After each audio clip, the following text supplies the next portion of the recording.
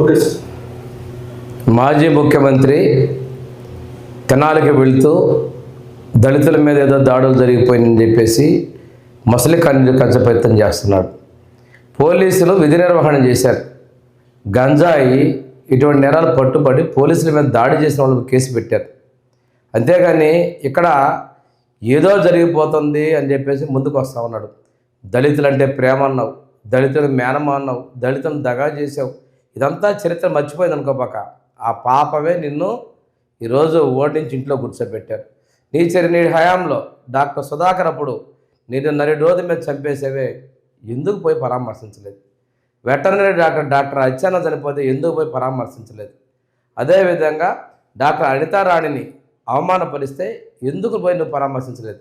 నీ సొంత నియోజకవర్గంలో పులివెందుల్లో దళిత ఆడబిడ్డ నాగమ్మ మీద అత్యాచారం హత్య చేస్తే ఎందుకు పరామర్శించలేదు? పరామర్శకపోయిన మా ఈనాటి హోంమంత్రి, ఆ రోజు మా తెలుగు మహిళా అధ్యక్షురాలు, అదేవిధంగా మా ఎంఎస్ రాజుల పైన ఎస్సీ ఎస్టీ కేసులు పెట్టించినటువంటి దుర్మార్గపు పరిపాలన చేసిన నువ్వు ఈరోజు మాట్లాడుతూ ఉంటావు. నీ యొక్క దాష్టికానికి కోనసీమ జిల్లాలో దళితుల మీద అల్లాలు సృష్టించి కేసులు పెట్టించావు. ఇవన్నీ చరిత్ర మర్చిపోవాలా. ఈ రోజున మళ్ళా నీ హయాంలో తాడిపత్రిలో సిఐ బలవన్ మరణం పొందాడు, ఒక దళిత సిఐ. దీనికి ఎవరు బాధ్యులు? ఎందుకు నువ్వు పరామర్శించలేదు? ఆ రోజు ప్రభుత్వంలో నువ్వు ఎందుకు వాళ్ళని దోషులను ఇబ్బంది పెట్టలేకపోయావు? ఇదే కాకుండా నిన్న మా కొండేపులో దళిత ఎస్ఐ మీద నీ పార్టీ కార్యకర్తలు అడ్డుకున్నారు. అతను విధి డ్యూటీలో ఉంటే అడ్డుకొని దాని మీద కూడా దుర్మార్గం చేసేస్తున్నారు, వక్రీకరిస్తున్నారు. మరి ఆ ఎస్ఐని ఎందుకు పరామర్శను వెళ్ళడం లేదు? నీకు వెళ్తే ఎక్కడైతే ఉన్నాయో, ఏ రోజు దళితులను అడ్డం పెట్టుకొని రాజకీయాలు చేస్తున్నావో ఒకప్పుడు చేశావు. దళితులు మోసపోయారు. రిజర్వ్డ్ నియోజకవర్గంలో నిన్ను ఓడించి చిత్తుగా ఓడించి కూర్చోబెట్టావు. ఇటువంటి కుట్రపూరిత రాజకీయాలు చేయొద్దు. ఈరోజు మోసపడడానికి దళితులు సిద్ధంగా లేరు. ఈ రోజున ఉన్నటువంటి నీ యొక్క పరిస్థితుల్లో ఎస్టీలని పూర్తి స్థాయిలో సర్వనాశనం చేసిన నువ్వు, ఎస్సీ విద్యార్థులకి ఫీజులు ఇవ్వకుండా కాలేజీలకి పరీక్షలు కూడా లేకుండా చేసిన నువ్వు ఏ విధంగా ఎస్సీ సంక్షేమాన్ని బాటపట్టినట్టు వెళ్తున్నావు? ఏనాడన్నా వాళ్ళకి సక్రమంగా 50% పైబడిన వాళ్ళకి స్కాలర్షిప్లు ఇచ్చావా? ఏం చేసావా నువ్వు? ఎస్సీలకు ఆ రోజు ఇంటికి మేము ఇచ్చినటువంటి డబ్బులు కూడా మేము 2,10,000 ఇంటి నిర్మాణానికి ఇస్తే 1,80,000 చేసావు. అది మళ్ళీ తిరిగి ఈరోజు మేము 3 లక్షల రూపాయలు ఇస్తున్నాం. ఏం చేసావు నువ్వు? ఎక్కడ జరిగింది?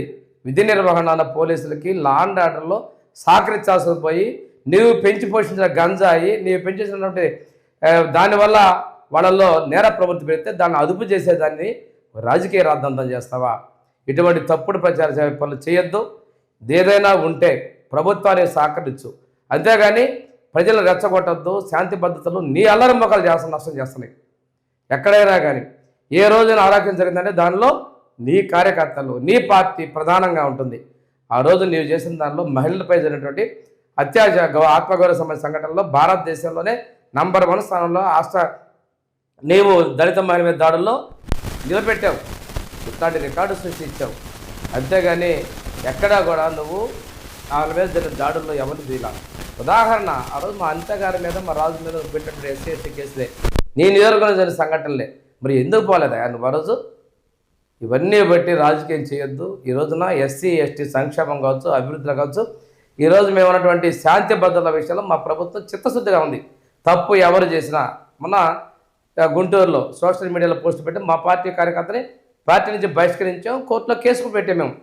అంతేగాని మీలాగా వెనకేసుకొచ్చే తప్పుడు పనులు మేము చేయడం లేదనే విషయంలో తెలియజేసుకుంటూ ఎలాంటి తప్పుడు ప్రయత్నాలు మానుకోమని చెప్పేసి నీ యొక్క ఇటువంటి చర్యల్ని ప్రజలు నీ పార్టీలో ఉన్నటువంటి ఎస్సీ నాయకులే అసహ్యించుకునే పరిస్థితులు చేస్తున్నారు. అసెంబ్లీలో ఎస్సీ ఎమ్మెల్యే నా మీదే దాడి చేశారు, నీ ఎమ్మెల్యేలు. ఆ రోజు ఆ ఎమ్మెల్యే మీద ఎందుకు చర్య తీసుకోలేదు నువ్వు? ఆ రోజు నువ్వు చూస్తా ఎందుకు నవ్వుకున్నావు? ఆ రోజు కనిపించలేదా ఎస్సీ ఎమ్మెల్యే మీద దాడి చేసిన విషయం? పైపించిన నాటకాలు ఆడించావు. ఇలాంటి తప్పుడు పనులు చేస్తా అంటేనే మూల్యం చెల్లించావు. ఇప్పుడైనా కానీ ఆ 11 కూడా పోగొట్టుకునే పరిస్థితుల్లో ఉన్నావు. నువ్వు ఉన్నావనే ఉరికి చాటుకునే ప్రయత్నాలు చేయబాక. ఈ రాష్ట్రంలో శాంతి భద్రత కాపాడడానికి విపక్షంలో ఉన్నావు, సహకరించమని చెప్పేసి నేను కోరుతున్నాను.